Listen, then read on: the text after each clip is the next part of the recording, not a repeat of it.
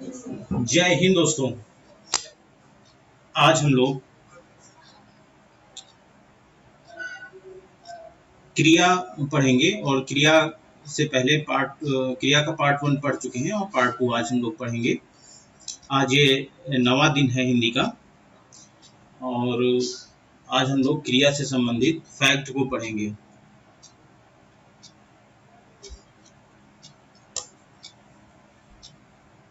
क्रिया का वर्गीकरण वर्गीकरण के आधार पर क्रिया को 3 भागों में बांटा गया है। वर्गीकरण के आधार पर क्रिया को 3 भागों में बांटा गया है। या ये तो हम लोग पढ़ चुके हैं।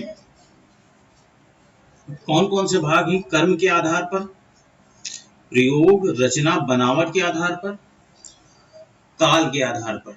ठीक है ना। तो हम लोग कर्म के आधार पर पढ़ चुके हैं। ठीक है ना। कर्म के आधार पे पढ़ चुके हैं और आज हम लोग पढ़ेंगे प्रयोग, रचना, बनावट के आधार पर।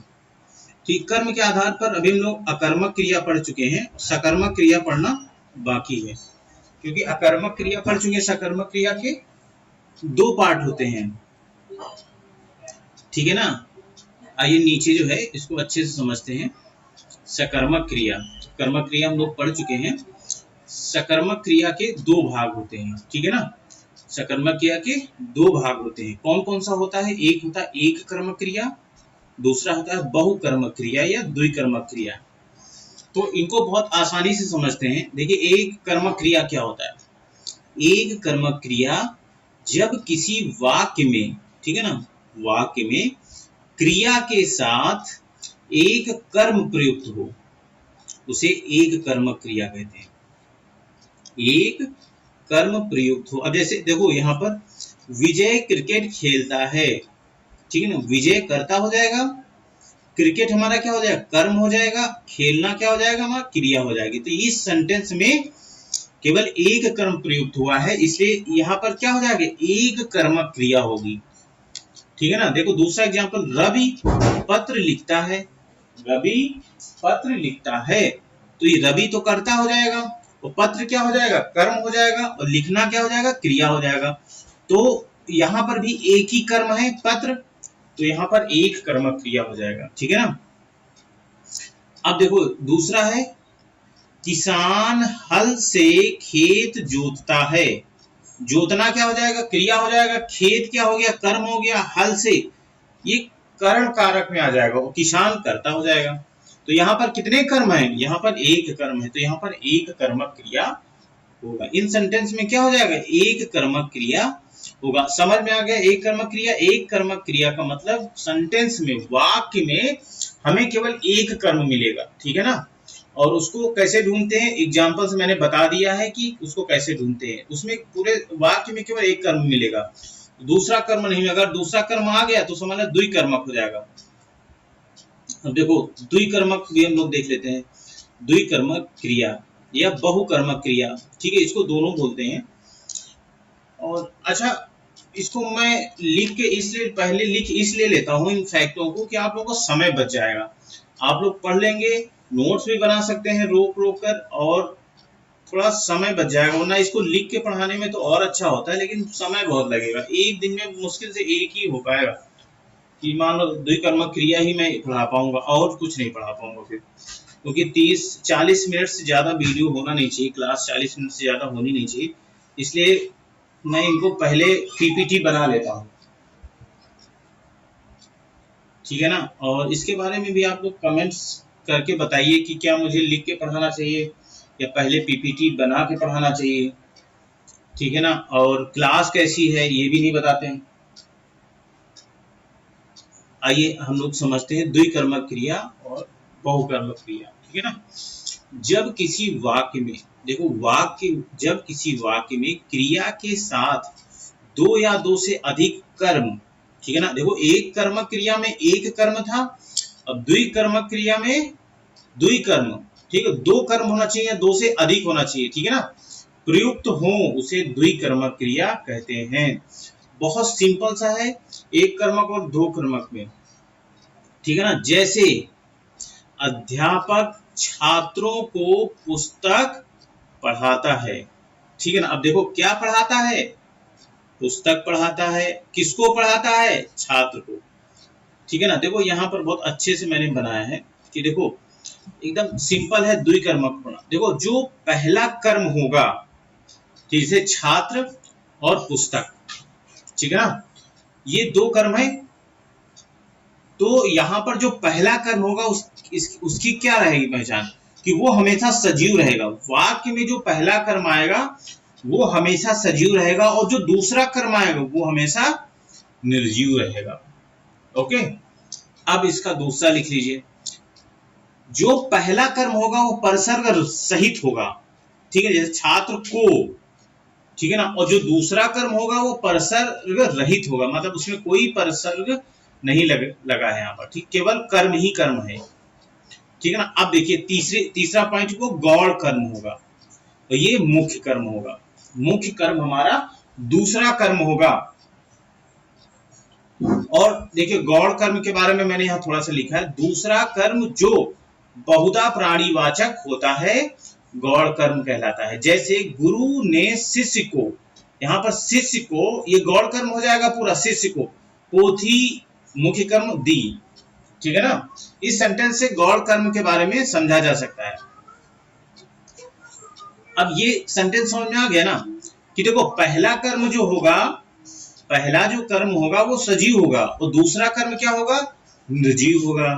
ठीक है ना। पहला कर्म की विशेषता क्या होगी, वो परगर सहित होगा, और दूसरा परसर्ग रहित होगा। पहले की क्या विशेषता, गौड़ कर्म होगा, और दूसरा क्या होगा, मुख्य कर्म होगा। ठीक है। और आगे समझते हैं। एग्जाम्पल जब समझेंगे ना तो और अच्छे समझ में आएगा। देखिए, पिताजी ने बच्चों को क्रिकेट, पहला कर्म सजीव है, परगर सहित है और गौड़ कर्म।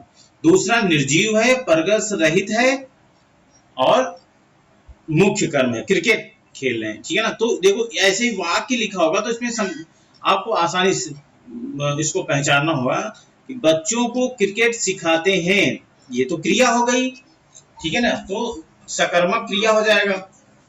ठीक है ना। और द्विकर्मक क्रिया। ठीक है ना। दूसरा क्या है, रमेश सुरेश को, ये पहला कर्म हो गया जो सजीव है। पत्र दूसरा कर्म हो गया जो निर्जीव है, लिखता है, ये क्रिया हो गई। तो ये इसमें क्या है, द्विकर्मक क्रिया है। बिल्कुल आसान है समझना। ठीक है ना। तुरंत सेंटेंस को, जब वाक्य को पढ़ोगे तुरंत समझ में आ जाएगा। मनीषा सोनिका नहीं, मोनिका लिख लो यहाँ पर। मनीषा मोनिका को पुस्तक पढ़ाती है। अब देखो यहाँ मोनिका पहला कर्म है। पहला कर्म हमेशा सजीव होना चाहिए। वाक्य में जहां आपको पहला कर्म सजीव मिले तो दूसरा कर्म निर्जीव मिले तो आप समझ जाना कि यहाँ पर द्विकर्मक क्रिया है। ठीक है ना। अब देखो विशेष क्या है इन द्विकर्मक और एक कर्मक के लिए, कुछ विशेष पॉइंट हम लेके आए हैं, उनको बहुत अच्छे से समझिए। और इतना आप समझ जाएंगे ना तो आपका क्वेश्चन नहीं फंसेगा। यूपी पुलिस कांस्टेबल में 2023 में आपका क्वेश्चन नहीं फंसेगा क्रिया से। ठीक है ना। देखो द्विकर्मक क्रिया की पहचान के लिए वाक्य में प्रयुक्त क्रिया से, ठीक है ना। अब देखो कितना आसान है, वाक्य में जो प्रयुक्त क्रिया हो, ठीक है ना, उससे क्या और किसको दोनों प्रश्न किए जाता है। ठीक है। उस क्रिया से दोनों प्रश्न पूछते हैं। ठीक है ना। अब देखो क्या सिखाते हैं, आप सोचो। जैसे ये सेंटेंस है, पिताजी बच्चों को क्रिकेट सिखाते हैं, तो यहां पर हम पूछेंगे क्रिया से कि क्या सिखाते हैं, तो बताएंगे क्रिकेट सिखा रहे हैं। ठीक है ना। किसको सिखा रहे हैं, बच्चों को सिखा रहे हैं, तो क्रिकेट हमारा दूसरा कर्म हो जाएगा, और किसको सिखा रहे हैं, बच्चों को, ये प्रथम कर्म हो जाएगा। तो यहाँ पर द्विकर्मक क्रिया होगी। और उनका क्या हुआ, देखो यदि दोनों का उत्तर अलग अलग मिले तो वहां पर क्या हो जाएगा, द्विकर्मक क्रिया हो जाएगी। ठीक है ना। वहां पर दो कर्मक क्रिया हो जाएगी। बिल्कुल आसान है। जहां पर वाक्य में आप जो क्रिया है उससे सवाल बना के पूछिए कि क्या सिखाते हैं, क्रिकेट सिखाते हैं। किसको सिखाते हैं, बच्चों को सिखाते हैं। दूसरा क्या लिखते हैं, पत्र लिखते हैं। ठीक है ना। और किसको लिखते हैं? सुरेश को लिखते हैं। तो ये मतलब तुरंत आएगा, दोनों का उत्तर अलग अलग आएगा, तो समझ लेना वहां पर द्विकर्मक क्रिया हुई। ये तो विशेष पहला हो गया, ठीक है ना। अब हम पढ़ते हैं विशेष दूसरा। विशेष दूसरा क्या है कि यदि किसी वाक्य में देने का बोध हो रहा हो, मतलब हम कोई वस्तु या कोई चीज किसी दूसरे को दे रहे हैं, ठीक है ना, और दान दिया जा रहा हो। देखो, दान देना दूसरी चीज है और किसी चीज को देना दूसरी। जैसे मैंने अपने कपड़े धोबी को दिया, ठीक है ना। अब धोबी को दिया तो इसका मतलब वो धुलने के लिए दिया, दान तो मैंने दिया नहीं, ठीक है ना। तो जैसे ब्राह्मण को मैंने एक गाय दी तो वो दान हो जाएगा, ठीक है ना। तो वहां पर द्विकर्मक क्रिया ना होकर एक कर्मक क्रिया होगी। जहां पर दान देने की बात आएगी, ठीक है ना, दान देने की बात, वैसे जो देने के बाद हम वापस नहीं लेंगे, ठीक है ना, वो दान दे रहे, तो वहां पर एक कर्मक क्रिया होगी। सेंटेंस में चाहे दो क्रिया हो, पहली सजीव दूसरी निर्जीव, लेकिन अगर दान देने की बात आ गई उसमें, तो आप उसमें एक कर्मक क्रिया लगाएंगे। देखो, क्रिया में क्वेश्चन कहां से आते हैं, मैं यूपी पुलिस की बात कर रहा हूं, यहीं से आते हैं, ठीक है ना। एक कर्मक द्विकर्मक, ठीक है ना, यहीं से क्वेश्चन आपको मिलेंगे। बाकी सब बहुत सिंपल है, आसानी समझ में आ जाता है, लेकिन यहाँ पर क्वेश्चन फंस जाता है। बच्चे जल्दबाजी में द्विकर्मक लगा के चले आएंगे, दान देने वाला आ जाएगा वाक्य, उसमें क्या द्विकर्मक लगाते हैं, दो दो हमको कर्म मिल गए, दो कर्मक, लेकिन उसको अच्छे से नहीं पढ़ते हैं कि इसमें दान देने की बात हो रही है और वहां पर एक कर्मक क्रिया होगा, उसमें फंस जाता है, क्वेश्चन गलत हो जाता है। तो देखो, उदाहरण से हम लोग समझते हैं, ठीक है। जैसे राजा ब्राह्मण को गाय देता है, ठीक है ना। अब ब्राह्मण को, ये संप्रदान कारक होगा और गाय कर्म कारक होगा, लेकिन यहाँ दान देने की बात हुई है, ठीक है, तो एक कर्मक क्रिया होगी। मोहन भिखारी को खाना देता है, ठीक है ना, मोहन भिखारी को खाना देता है, भिखारी को संप्रदान कारक हो जाएगा और खाना क्या हो जाएगा, कर्म कारक हो जाएगा। तो यहाँ पर जहां दान देने की बात होती है, वहां पर एक कर्मक क्रिया आपका होगा। अब देखो, ध्यान देना, मैंने पीपीटी अपने समझ से, ये मेरे नोट्स हैं, उन्हीं को हम पीपीटी में टाइप करते हैं, आप लोगों को समझ प्रस्तुत करते हैं। तो टाइपिंग में थोड़ा बहुत गलती हो जाए उसके लिए सॉरी, लेकिन ये मेरे नोट्स हैं 2011 के। पिता पुत्र को ज्ञान देता है, ठीक है ना, यहाँ पर दान नहीं होगा, ध्यान रखना, ध्यान रखना। पिता पुत्र को ज्ञान देता है, यहाँ पर दान नहीं है। माता पुत्री को शिक्षा देती है, यहाँ पर दान नहीं है, यहाँ पर एक कर्मक क्रिया होगी।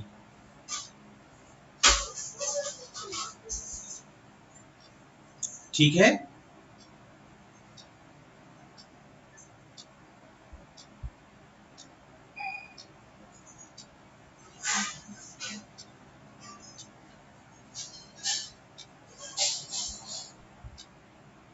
जहां पर एक बार और इसको समझते हैं, यदि वाक्य में देने का बोध हो रहा हो और दान दिया जा रहा हो, तो वहां पर द्विकर्मक क्रिया होगी। द्विकर्मक क्रिया ना होकर एक कर्मक क्रिया होगी। आप समझ रहे हैं, जहां पर यदि वाक्य में देने का बोध हो रहा हो और दान दिया जा रहा हो, वहां पर द्विकर्मक क्रिया ना होकर एक कर्मक क्रिया होगी, ठीक है ना। तो इसीलिए इसमें क्या, यहाँ पर दान नहीं, इसलिए एक कर्मक क्रिया, और जहां पर दान देने की बात आ जाएगी, वहां पर द्विकर्मक क्रिया होगी।